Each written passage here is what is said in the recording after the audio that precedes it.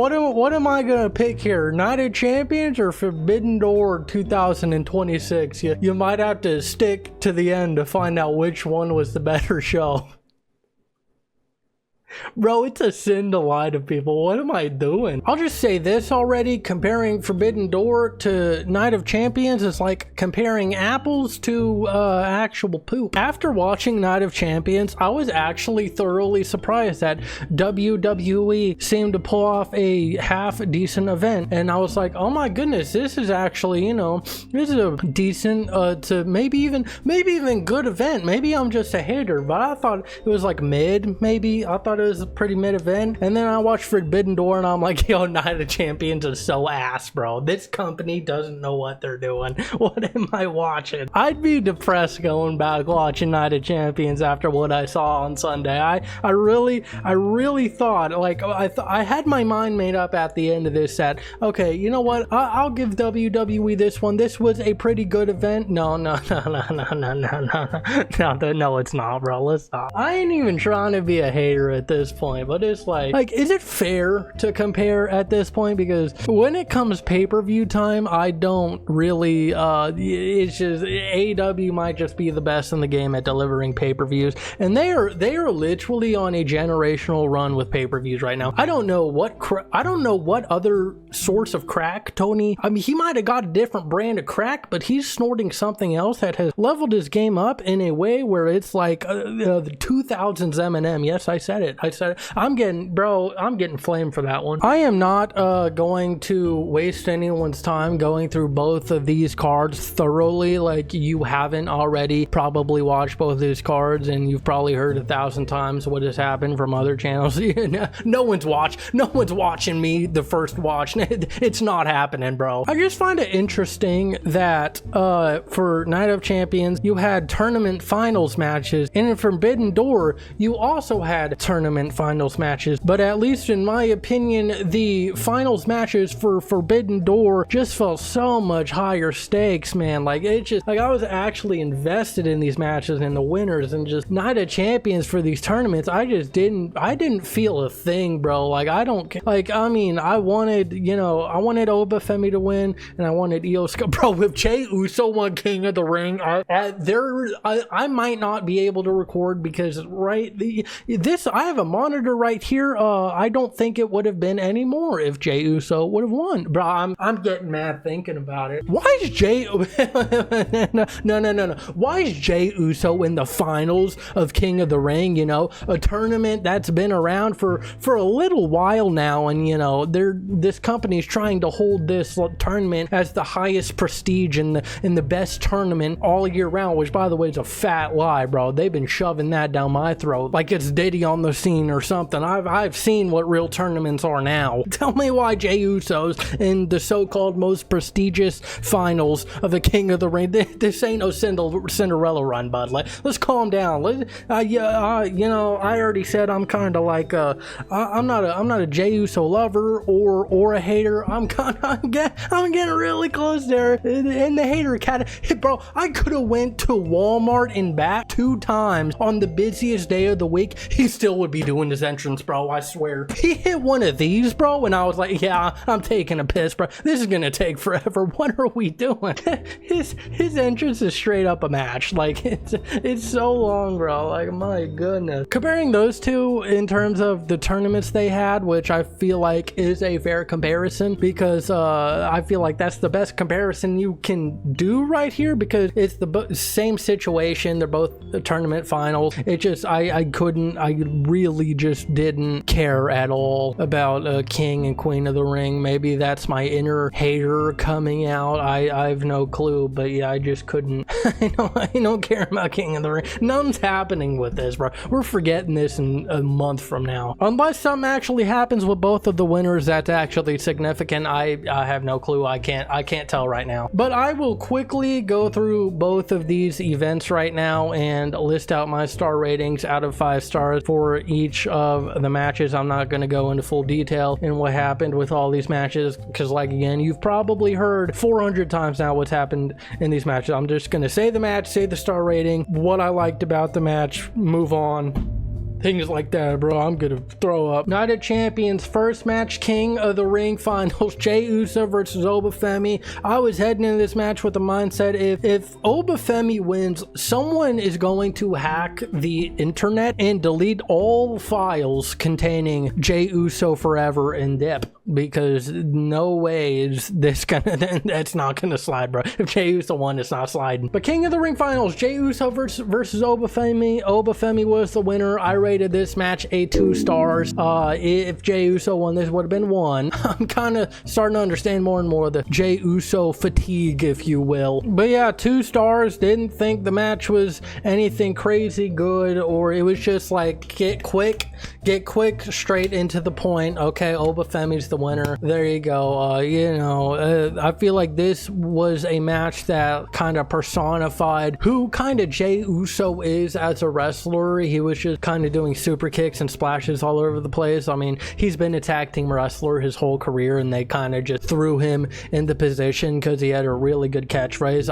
It's not Jey Uso's fault whatsoever. Yeah, he's just in a really hard predicament at this point. I mean, he's not really a singles guy, and I think it's okay to like see that. Like, it's nothing like bad at being a tag team wrestler. That's still like, what can I do in the ring? I can't do anything. But yeah, 2 stars. Just kind of got quick to the point. It's kind of, you know, it's a tournament finals match, so I thought, you know, maybe they would have, you know, had a banger or something. I mean, but it's Obafemi versus Jey Uso. I don't really know if you really want a banger in that situation, so I feel like this was the best thing they could have possibly done in this situation. I mean, they kind of put themselves in the situation, but there you go, 2 stars. Queen of the Ring finals, Io Sky, who got the win, versus Liv Morgan. I gave this match a 3 stars. It was just kind of your average run-of-the-mill match. They were kind of cooking there for a bit, and you know, it's just your average match. None to really complain about. I thought the winner was right. I don't really feel like that would have been a slap in the face, everyone keeping up with it, for Liv Morgan to win, because what the hell is even the point at that point? Maybe she probably would go for the other title, but is the brand split still a thing? I have no clue if the brand split is a thing anymore, so I have no clue what would happen if Liv Morgan would have won this match. I'm so confused by what like the dynamics of this entire company are at this point. But yeah, Io Sky gets the win. Your average run-of-the-mill match. I thought it was the right winner, 3 stars. Braun Breaker versus Seth Rollins. These guys put on, bro, these guys tore the freaking house down.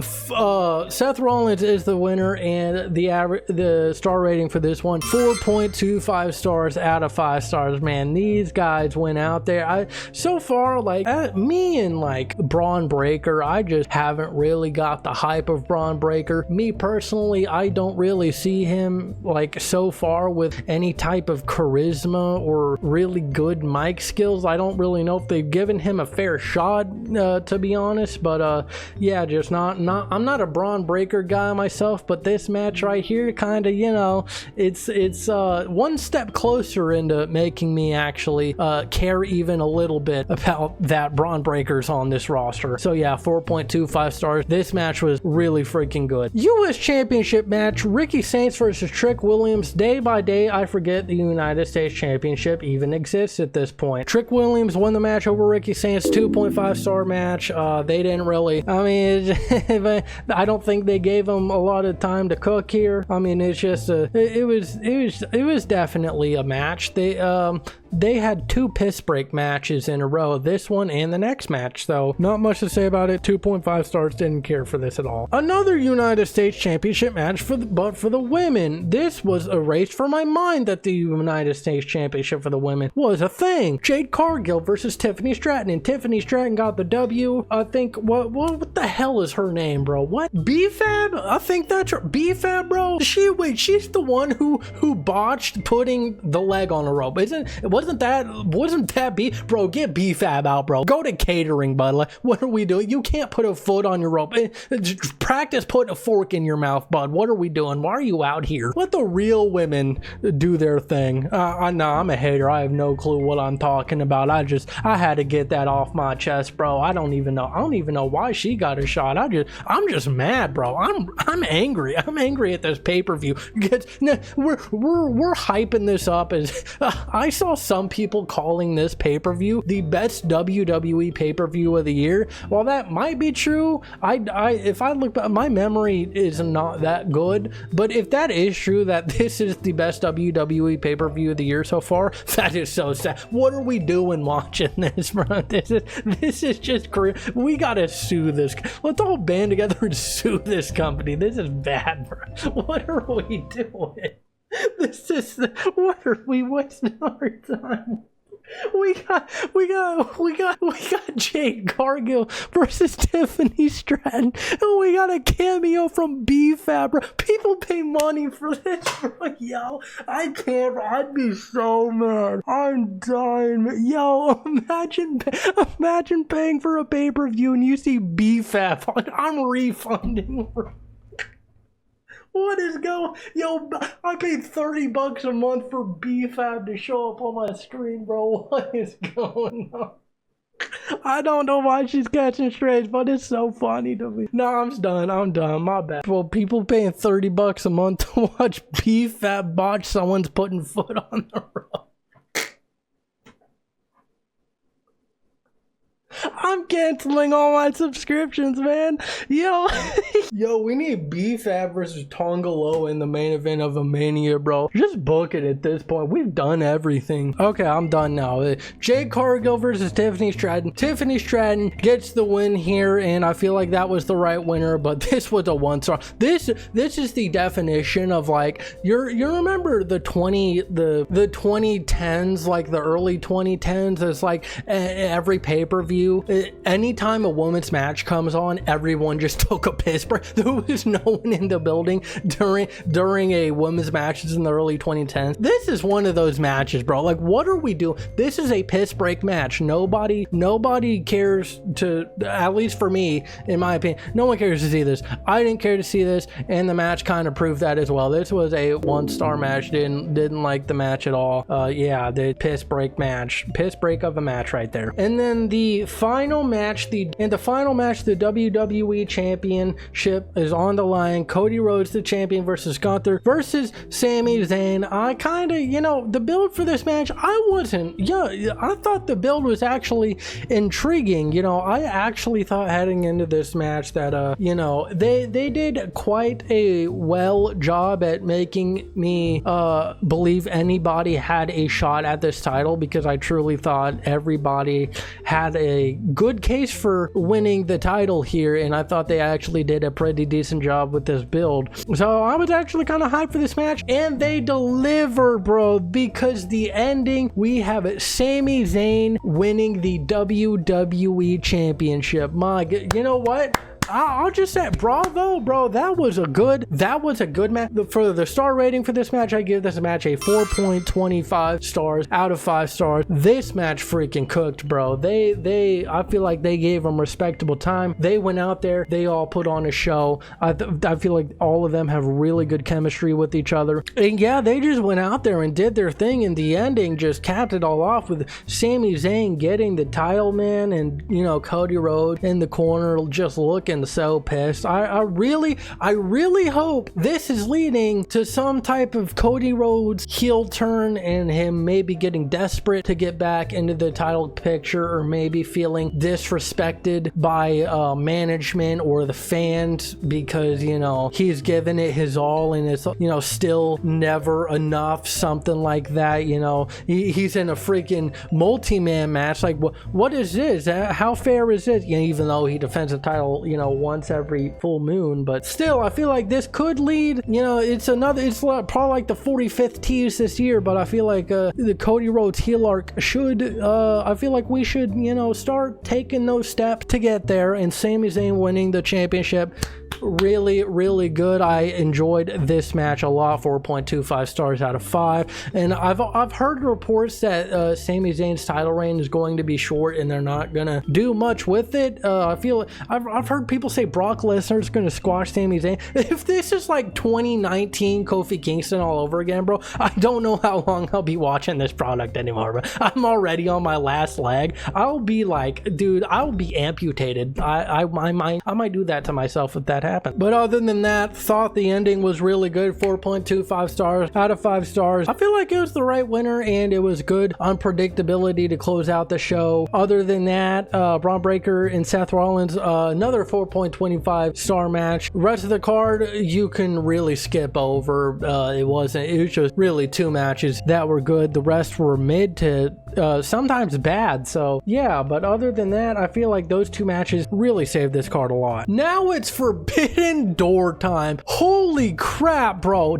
I said in my last AEW video that I feel like a Double or Nothing 2026 is one of the best pay-per-views I have ever seen. And I think I don't, this might be recency bias. Forbidden Door might have topped Double or Nothing 2026. I don't know how hard of a take that is, but holy, there was, I just don't, the pay-per-view run this company is on right now is absolutely generational. I don't know what brand of crack Tony Khan is ordering now, but it seems to be working quite well. One thing I will say though is the build to some of these matches weren't, some of these matches had no build, and some had very little. I feel like leading into Forbidden Door season, you don't have much time to really build anything meaningful like that, and except for like people in the promotion facing each other, because you know, things like travel, you got to travel a lot to places like Japan and Mexico and things like that. That's a lot of traveling in a short amount of time to try to build a pay-per-view up, which I think is a bit of a flaw with this pay-per-view. I've heard people saying they should probably rebrand this pay-per-view into something else, and I'm not totally against that, because the entire Forbidden Door concept to me is kind of stale. But I mean, this pay-per-view it was an amazing pay-per-view. So I don't even know at this point, man. Maybe they just know crap I don't. It was shocking. I'm not in the freaking business. What am I doing, bro? I'm deleting my channel. First match on the card, we got Mystico and Maraskina. What the hell? First match on the card, we got Mystico and Mascara Dorada versus Young Bucks, who got the W, versus Shingo Takagi. I don't know. I'm a West Texan, bro. I am not pronouncing these names with a success rate of above 20%. It's not happening. Versus Shingo Takagi or Takagi. Yeah, I'm not even going to try anymore,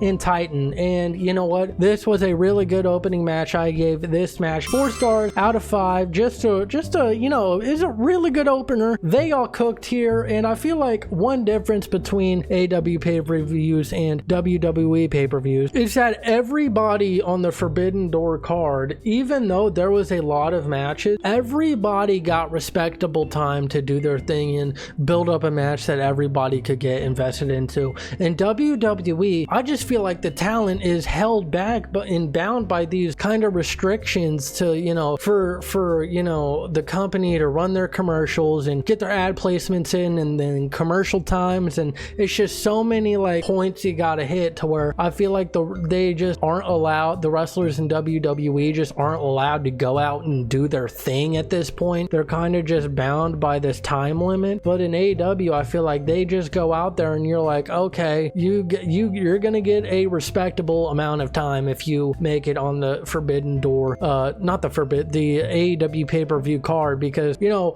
wrestling pay-per-views is the ultimatum to showcasing the talent in your company. And I feel like if you're restricting the wrestlers from showing off their talent, what the hell is even the point of having pay-per-views anymore? Like, I just like AEW is really good at just having the talent showcase what the hell they can do. And I feel like just WWE in the Triple H era, I feel like at the start they were heading in the direction of letting the wrestlers showcase the talents they have, but as of recently, man, it's just not. It just seems like they just can't do anything, man. Yeah, but yeah, the first match in Forbidden Door was a freaking banger of the opener. And by the way, there was you know how I mentioned in Night of Champions there were a couple piss break matches? I don't know how you can freaking take a piss break during Forbidden Door or get your dinner at all.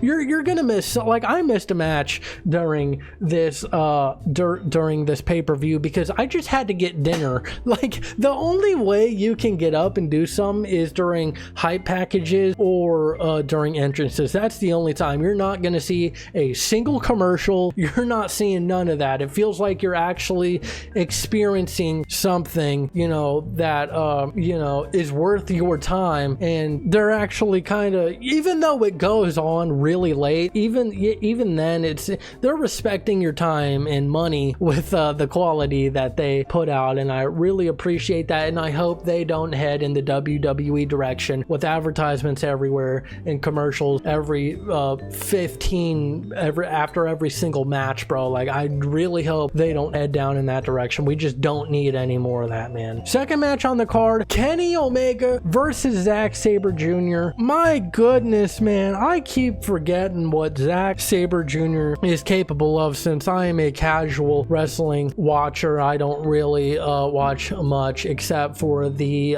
just two main promotions. I'm not really watching New Japan or anything like that, but every time Zack Sabre Jr. comes into AEW, it just like, this guy just has his own style of wrestling, man. He's just crafted this style, just freaking breaking fingers. Like it makes me cringe sometimes what he can do with his opponent's limbs. It's just odd. It's just odd, bro, in the best way possible. But Kenny Omega versus Zack Sabre Jr. Kenny Omega gets the win. I rated this 4.75 stars out of 5 stars. This was so close to being a 5-star match in my book, but I felt like the ending was kind of a little odd in my opinion. It was just kind of like, it kind of just ended out of nowhere. Like Kenny Omega just suddenly just hit his finisher and that was it. There was no like build up to the finisher or anything. He just kind of hit it and that was it. It was kind of like took 0.25 stars away from me. Don't feel like I feel like if the ending was, you know, a little tiny bit better, I feel like that would have been a 5-star match. But otherwise, these guys tore the house down, man. 4.75 stars out of 5 stars. Now for the Continental Championship, Bandito versus Jon Moxley, and Jon Moxley wanted to murder Bandito in that ring, and he almost did. Started ripping the mask of Bandito. Bandito looked like $1,000,000 during this match with that visual, with the ripped up mask.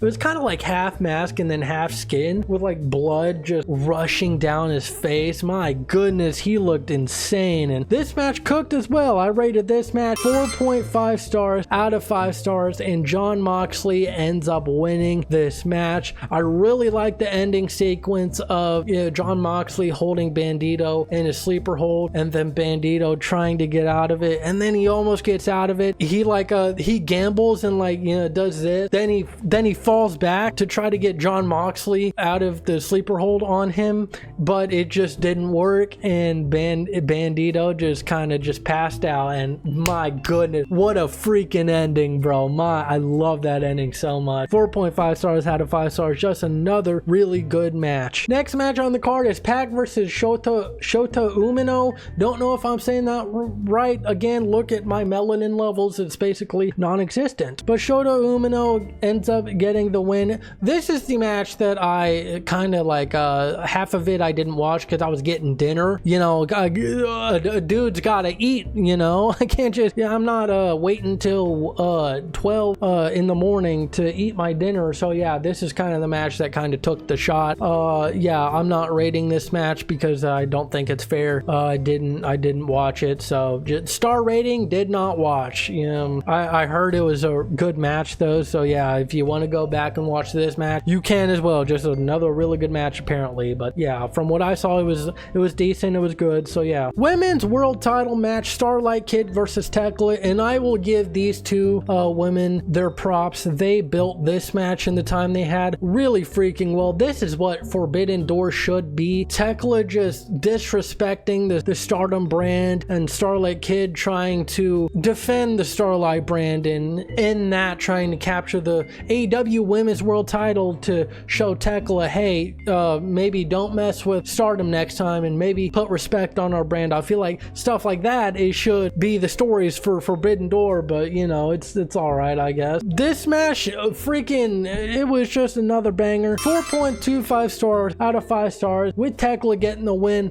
Not familiar with Starlight Kid at all, but my goodness, this woman can go in that ring. Holy crap. She's kind of got like that underdog type persona in my opinion, where it's just like, this is my first time watching her, and like during this match I was like come on, like I was just finding myself rooting for her, because you know, she's just really likable as a wrestler, and the way she wrestles is just like that, you know, just underdog type mentality there. So I really like the dynamics here during that match. Another really good match. Now next for the tag team titles, Cope and Cage versus Clark Connors and David Finlay of the Dogs. Cope and Cage get the W. I feel like this was the worst match of the night. I rated this 3.25 stars out of 5 stars. Now this would have been only 3 stars, but we had the return of Jay White during this match. The lights went out. There was this spotlight on the entire Bang Bang gang, and then the lights cut back on and Jay White's in there. Bro, that pop was insane. He got a superstar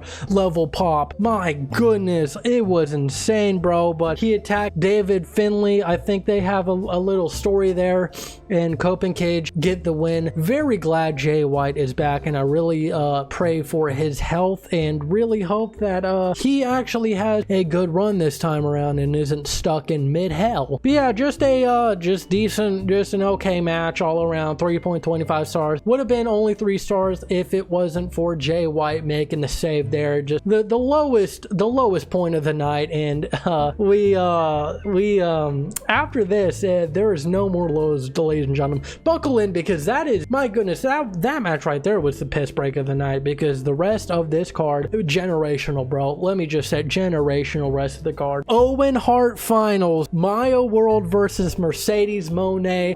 They did a really good job, in my opinion, of building this one up. The Cinderella story for Maya World. I really was invested in this whole story with Maya World. You know, her tragically losing her brother, God bless her, and her family. That's some real stuff there. But they kind of integrated that within her character, and I feel like, you know, there's kind of boundaries you shouldn't cross when it comes to things like that. I don't think you push that as the only thing, but I feel like this was a thing to where they integrated it enough into her character where she used it as, you know, like if someone in like football or soccer or basketball, if they lose a loved one, they kind of take that energy and put it into the love of their game and go out and perform and kind of put, like, for like a night or something, like put on crazy numbers. This was Maya World, bro. She kind of just inherited like something. She kind of just unlocked something in her brother's passing, and kind of just got this motivation and was going through this whole tournament for him. And they just did a really good job in making me invested in Maya World. And literally at the ending sequence of this match made me start tearing up, because my God, I wanted Maya World to win this so freaking bad. I was doing some of these and like I was in the ring during this match, bro. Such a really freaking good dynamic during this match. Mercedes Moné just kind of like tearing down Maya World, saying, "You're not ready, you're not enough, I'm still a teacher, you might know what you're doing and you might be on the streak here, but I'm still the top dog in this tournament." And those were the dynamics during this match. And yeah, just during, my goodness, the ending sequence during this match I will remember for a really long time. And Mercedes Moné versus Maya World. Mercedes Moné sadly gets the win. Started tearing up during that ending sequence when it was kind of just fading away from Maya World. But I gave this match 5 stars out of 5. Really freaking good match. Probably top 10 AEW women's matches in AEW history. These two just went on and put out a match that I will not forget for a very long time. If you are not familiar with Maya World, go watch this match, bro. You're gonna, I feel like they elevated Maya World to a new level after this match, and I really hope they capitalize on this momentum. But yeah, 5 stars out of 5, nothing to complain about. And then the steel cage match. Holy God, this is like, you know how I mentioned like a couple times the crack Tony Khan snort? This is like the personification of this, because this was crack, bro. Holy. If Kazuchika Okada, MJF, Andrade, Jake Doyle, Kyle Fletcher, Kevin Knight versus Kyle O'Reilly, Darby Allin, Konosuke Takeshita, Orange Cassidy, Mark Briscoe, Roderick Strong. But what a lineup of just wrestlers in one match. And they had this like circular steel cage, which I thought looked just like, it's straight up. It looked sick, bro. But my God, these guys went out and put on a freaking just banger of a match, man. Just another story I was really invested in. MJF is kind of gonna, I think we already know Mark Briscoe's not gonna get the AEW World Championship during this storyline, but really good match, and so far really good story. Darby Allin just got married, and I think he's trying to accomplish the fastest a woman has ever been widowed. His brain just, something in there's just not right. It's not clicking. He's jumping off the cage. He's taking faceful attacks. Bro, you just got married. Let's settle down. Where's the honeymoon, bro? This is his honeymoon, I guess. Yeah, screw the woman. This is my honeymoon now, babe. Like, let me take a faceful attacks. But really, this match is insane. We got a Leo Rush freaking cameo during this match. By the way, really love Blackheart with Leo Rush. That is my guy right there. That is my 2026 most improved wrestler of the year right there. The way he rejuvenated his career with this character. Apparently it's not a new character, but he should have had this character the whole time, bro, because it just works. He's just doing something really different. But yeah, just really good match, and Team Briscoe got the win. 5 stars. Another 5-star match. 5 stars out of 5. Another classic match, bro. You can go back and watch this anytime, or get someone who's never watched wrestling, get them, put this match on so they can look at you and question, why the hell do you watch this? Are you insane? Do you want to see people get killed? And your response will be yes, and I belong in a mental institution. So there you go. Now on to the main event, the Owen Hart final. Swerve Strickland versus Will Ospreay. Holy mother of goodness. This match, I thought, I was kind of worried for this match for the start, because you had 2 back-to-back 5-star matches. So I was kind of thinking, can they even top this, bro? Like, this AEW might have outdid themselves so much that the main event might actually, diminish the show a little bit, because they might have just outdid themselves for the rest of the card, that this match might actually underdeliver somehow. But nope. They just went out there, they gave them a really good amount of time, and Swerve Strickland versus Will Ospreay. Will Ospreay gets the win, and guess what? Out of 5 stars, this match is a 5 out of 5 stars. Back-to-back 5-star matches on this Forbidden Door pay-per-view. Call me a glazer. I will, if this is the quality we're getting all the time, I will schlob on this until the end of time, I guess. I really hope this lasts till the end of time, because I'm really enjoying myself with these pay-per-views, man. I'm just excited waking up and just seeing AEW pay-per-views, because I'm coming out of it just like, what the hell are they gonna do next? How are they gonna top this next? And somehow it's just like every time in a row, it's like 3 or 4 times now in a row, I'm just like, how are they going to top this pay-per-view? This is one of the best pay-per-views I've seen, and they just keep topping it, man. So I don't know, but Swerve Strickland versus Will Ospreay got a lot of time. Really freaking good match. Really good storytelling of Swerve Strickland and Will Ospreay calling each other little brother during this match, trying to one-up each other. And we kind of had this like thing where they backed into each other's corners all bloodied, and they were kind of doing their like chants and stuff, and then just went at each other, and Will hit the hidden blade. I feel like that could have been the end right there, and that still would have been a 5-star. I feel like that I was confused why that wasn't the ending. I feel like that could have been the perfect ending, but the ending they still did was really freaking good. The Death Riders coming out and just chanting on Will Ospreay to just keep going and continue, and it kind of plays into that story of, Will Ospreay and Swerve Strickland having that promo with Swerve Strickland saying, okay, Will Ospreay, you have changed now. You're pretty much part of, even though you say you're not part of the Death Riders, is that really true? Because I mean, look at these guys, man. They're just coming out, they're helping you. You need help now. And it's like, and I feel like this kind of, the moment the Death Riders came out and kind of willed on Will Ospreay. I'm so funny, but they just kind of willed on Will Ospreay. It just kind of plays into that story. Just at the end, when Will Ospreay won, he went up to Swerve Strickland. I don't know what he said, but man, they're still playing into the story here, and I can't wait where this story goes in the future. And that caps off Forbidden Door 2026, and might I say, this might exceed Double or Nothing 2026. I don't even know how, but I feel like it might have. The average for Night of Champions 2026 of all the matches combined for the star rating, the average was 2.83 stars out out of 5 stars, which you know, it's not the worst in the world. But Forbidden Door 2006, taking all the star rating averages I gave all the matches, they had more matches as well. The minus the pack match, the average was 4.47 out of 5 stars. I don't even know how this is even like, I don't even know if I should compare anymore, because it's kind of just embarrassing, man. You're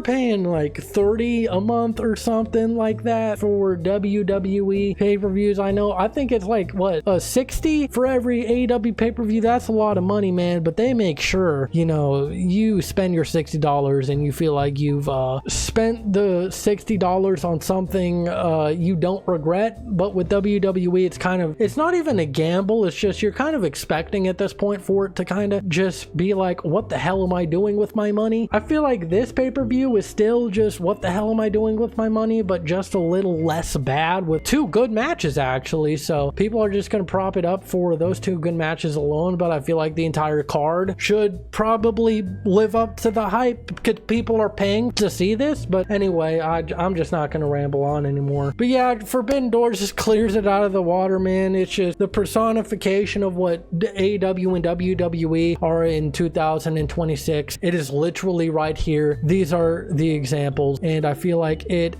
is a good representation of the company that these two are at the current moment. And WWE is kind of in a cold state right now. I don't think there's ever been a time where WWE and AEW have both been really good at the same time. It's always one is really good and one's really bad. That's just how it's always been for some reason. But yeah, guys, tell me what you guys thought down in the comment section down below. Tell me what you agree with, what you don't agree with, and both of these pay-per-views combined, what your favorite match was. There's a lot of matches to choose from, so I'm interested in hearing some of your guys' answers if you decide to answer. But yeah, guys, thank you guys so much for watching this video. God bless, and I'm out.